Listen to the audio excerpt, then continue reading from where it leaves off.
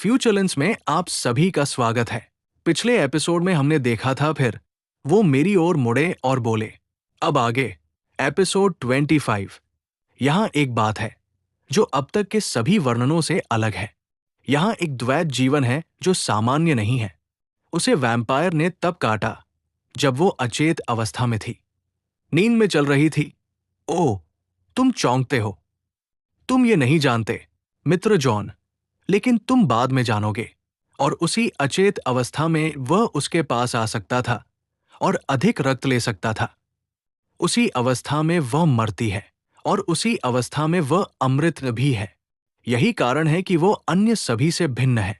सामान्यतः जब अमृत अपने घर में सोते हैं, ये कहते हुए उन्होंने अपने हाथ से चारों ओर इशारा किया, मानो वैम्पायर के घर को दर्शा रहे हों। तो उनके चेहरे से उनकी असलियत प्रकट होती है, लेकिन ये इतनी मधुर है कि जब वो अमृत नहीं होती तो सामान्य मृतकों की तरह शून्यता में लौट जाती है। इसमें कोई दुष्टता नहीं दिखती। देखो, और इसी कारण मुझे उसे उसकी नींद में मारना कठिन लगता है।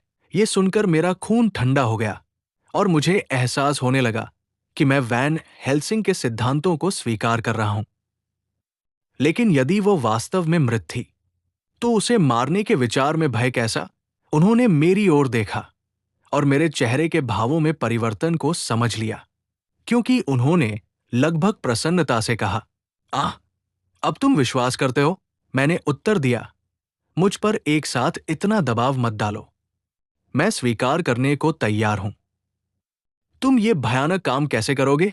मैं उसका सिर काट दूंगा और उसके मुंह में लहसुन भर दूंगा और उसके शरीर में एक खूंटी ठोंक दूंगा। ये सोचकर ही मैं सिहर उठा कि जिस स्त्री से मैंने प्रेम किया था, उसके शरीर को इस तरह विकृत किया जाएगा। फिर भी ये भावना उतनी प्रबल नहीं थी जितनी मैंने सोची थी।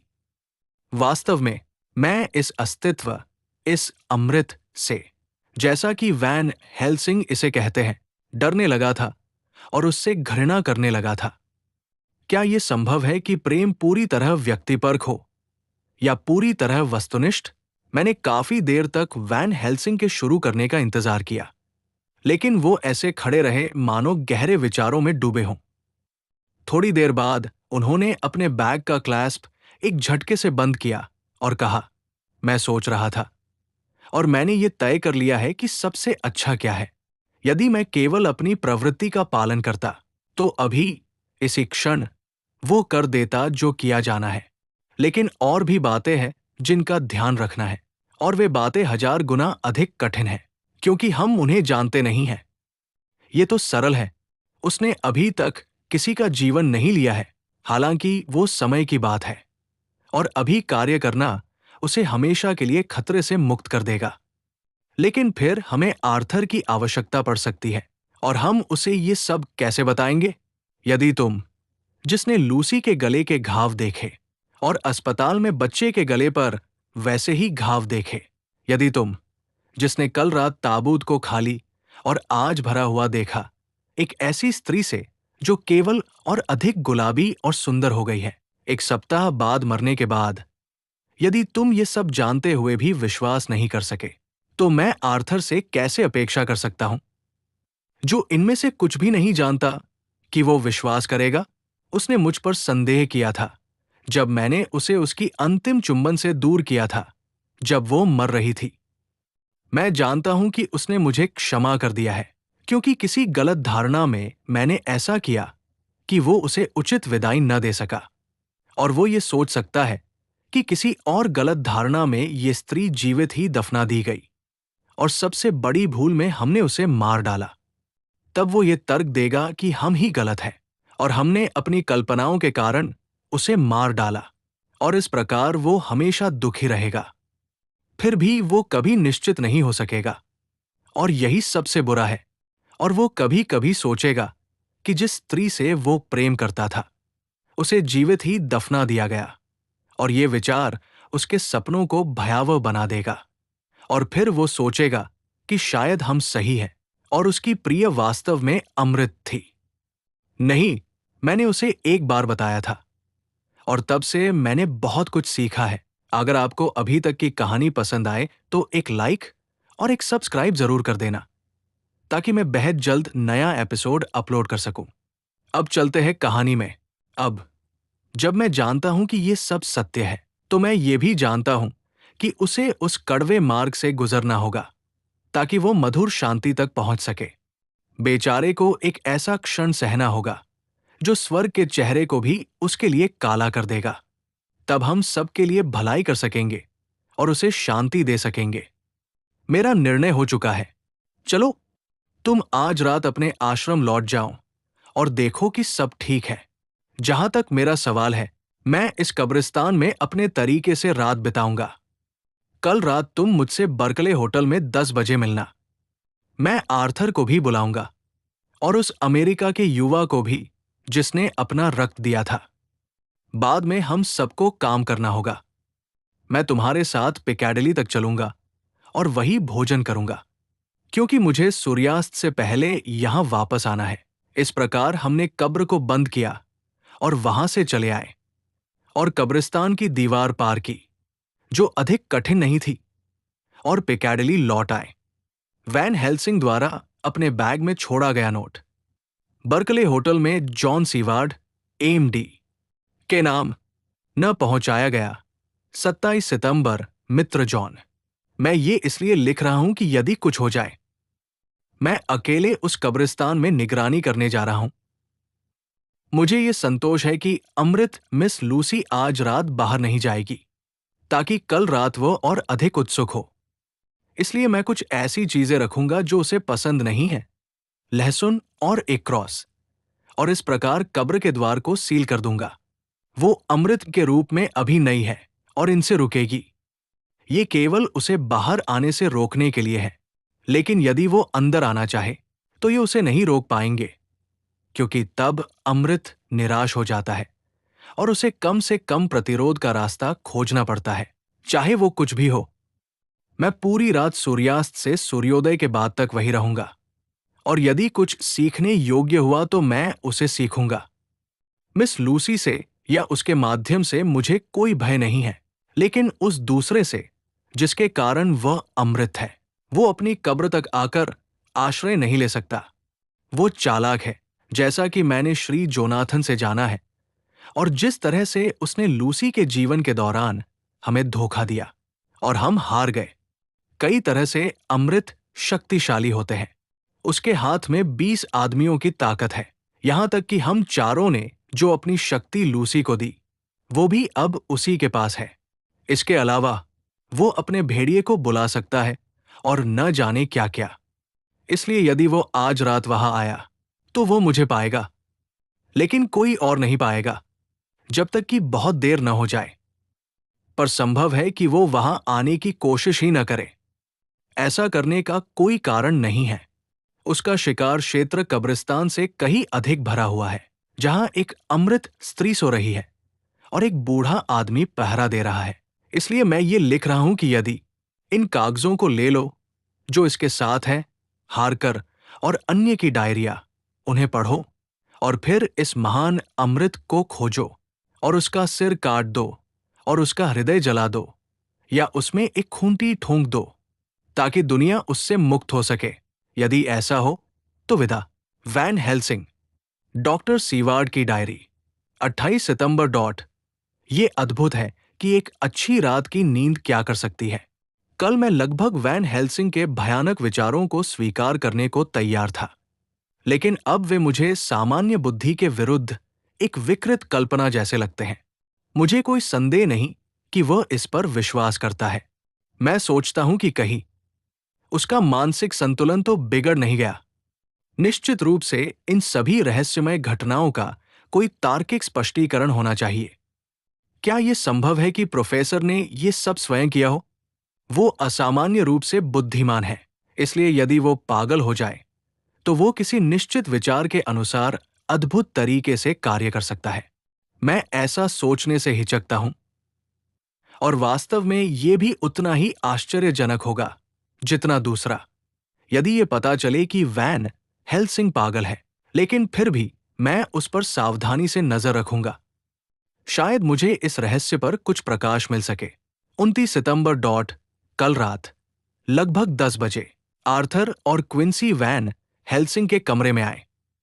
उन्होंने हम सबको बताया कि वो हमसे क्या करवाना चाहते हैं, लेकिन विशेष रूप से आर्थर को संबोधित करते हुए, मानो हम सबकी इच्छाएं उसी में केंद्रित हों। उन्होंने ये कहकर शुरुआत की कि उन्हें आशा है कि हम सब उनके साथ चलेंगे, क्योंकि उन्होंने कहा, वहां एक गंभीर कर्तव्य पूरा करना है।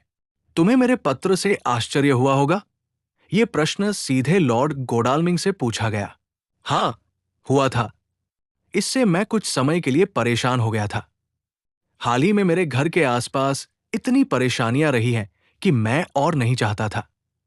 मैं ये जानने के लिए भी उत्सुक था कि आपका क्या मतलब है।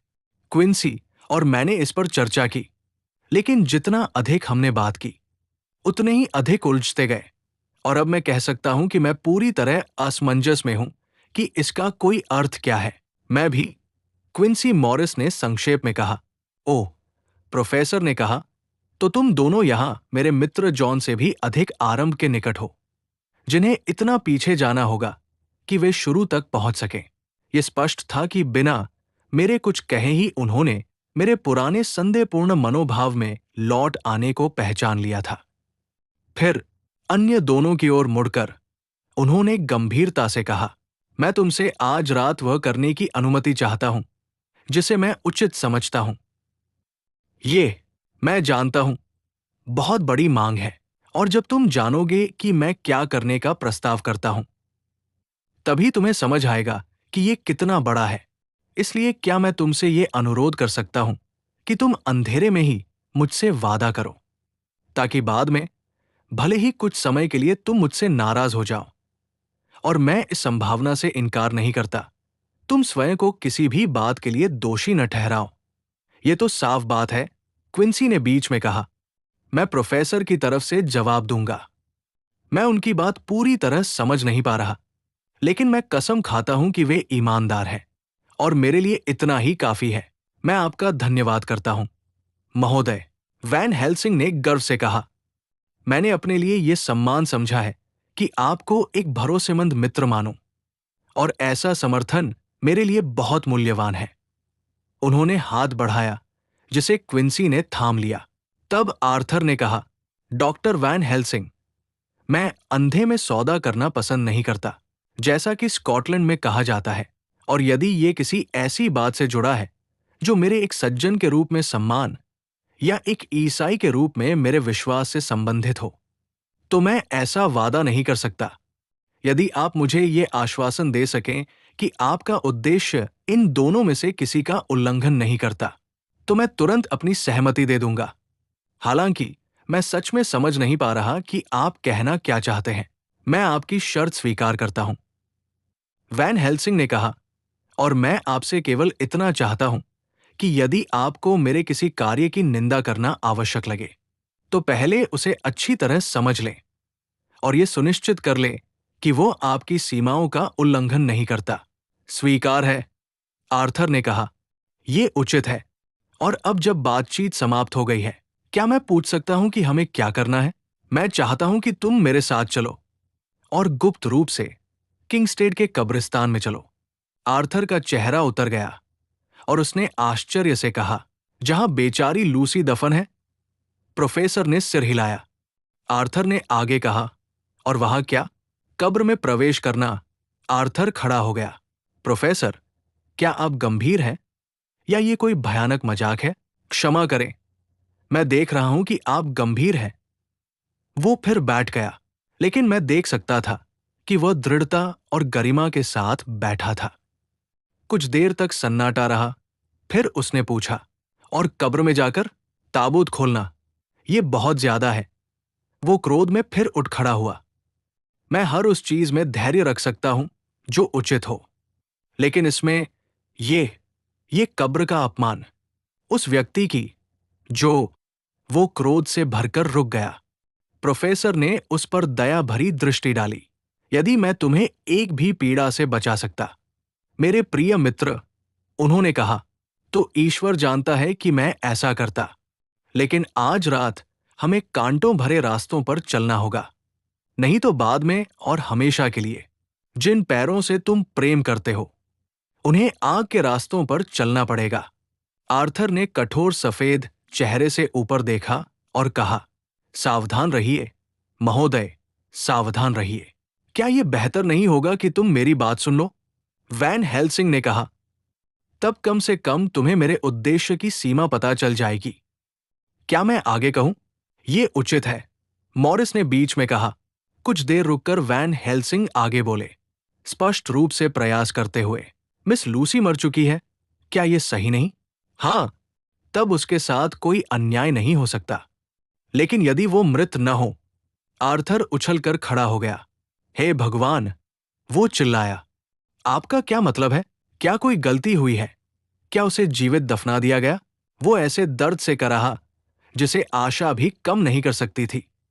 मैंने ये नहीं कहा कि वो जीवित है, मेरे बच्चे, मैंने ऐसा नहीं सोचा। मैं केवल इतना कहता हूं कि वो अमृत हो सकती है। अमृत, जीवित नहीं। आपका क्या मतलब है? क्या ये सब कोई बुरा सपना है या क्या है? कुछ रहस्य ऐसे होते हैं जिन्हें मनुष्य केवल अनुमान ही लगा सकता है और युग युग में उन्हें आंशिक रूप से ही समझ सकता है।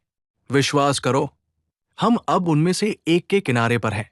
लेकिन मैं अभी समाप्त नहीं हुआ। क्या मैं मृत मिस लूसी का सिर काट सकता हूं? आसमान और धरती की कसम, नहीं, आर्थर ने क्रोध में कहा। दुनिया की किसी भी कीमत पर मैं उसके मृत शरीर का अपमान करने की अनुमति नहीं दूंगा। डॉ वैन हेल्सिंग, आप मेरी परीक्षा बहुत अधिक ले रहे हैं। मैंने आपका क्या बिगाड़ा है कि आप मुझे इस तरह पीड़ा दे रहे हैं? उस बेचारी प्यारी लड़की ने आपका क्या किया था कि आप उसकी कब्र का अपमान करना चाहते हैं? क्या आप पागल हैं जो ऐसी बातें करते हैं, या मैं पागल हूं जो इन्हें सुन रहा हूं? ऐसे अपमानजनक विचार मत कीजिए। मैं आपकी किसी भी बात के लिए सहमति नहीं दूंगा। मेरा कर्तव्य है कि मैं उसकी कब्र को अपमान से बचाऊं, और ईश्वर की कसम, मैं ऐसा करूंगा।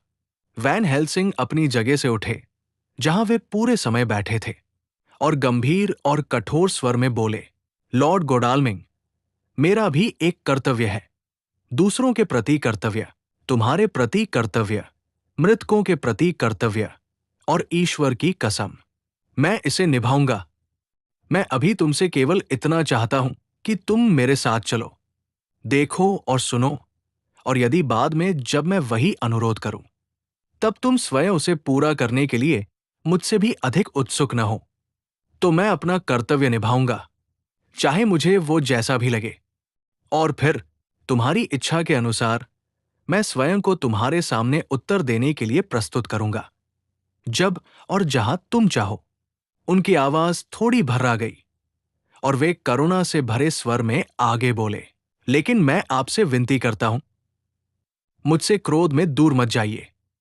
अपने लंबे जीवन में जिन कार्यों को करना अक्सर सुखद नहीं था और जिन्होंने कभी कभी मेरे हृदय को पीड़ा दी, उनमें से आज जैसा भारी कार्य मैंने कभी नहीं किया। विश्वास कीजिए, यदि वो समय आए जब आप मेरे प्रति अपना विचार बदलें, तो आपकी एक दृष्टि इस पूरे दुखद क्षण को मिटा देगी, क्योंकि मैं एक मनुष्य के रूप में जो कुछ कर सकता हूं वो सब आपको दुख से बचाने के लिए करूंगा। जरा सोचिए, मैं अपने ऊपर इतना परिश्रम और इतना दुख क्यों लूं? मैं अपने देश से यहां आया हूं ताकि जितना हो सके भलाई कर सकूं। पहले अपने मित्र जॉन को प्रसन्न करने के लिए, और फिर एक प्यारी युवा स्त्री की सहायता करने के लिए जिससे मैं भी प्रेम करने लगा। उसके लिए मुझे ये कहते हुए संकोच होता है, लेकिन मैं इसे सद्भावना में कहता हूं। मैंने भी वही दिया जो आपने दिया, अपनी नसों का रक्त मैंने दिया, जबकि मैं आपकी तरह उसका प्रेमी नहीं था, बल्कि केवल उसका चिकित्सक और मित्र था। मैंने उसे अपने दिन रात दिए, मृत्यु से पहले, मृत्यु के बाद, और यदि मेरी मृत्यु भी अब, जब वो मृत अमृत है, उसके लिए कुछ भला कर सकती है, तो वह भी उसे निसंकोच मिलेगी। उन्होंने ये बात गंभीर, मधुर गर्व के साथ कही और आर्थर इससे बहुत प्रभावित हुआ। उसने बूढ़े व्यक्ति का हाथ थाम लिया और टूटे हुए स्वर में कहा, ओह, ये सोच पाना बहुत कठिन है और मैं समझ नहीं पा रहा। लेकिन कम से कम मैं आपके साथ चलूंगा और प्रतीक्षा करूंगा। वह व्यक्ति कहाँ चलेगा और क्या करेगा? अगर आपको जानना है तो जुड़े रहिए फ्यूचर लेंस के साथ, क्योंकि आपको यहीं पर मिलेगा नेक्स्ट एपिसोड।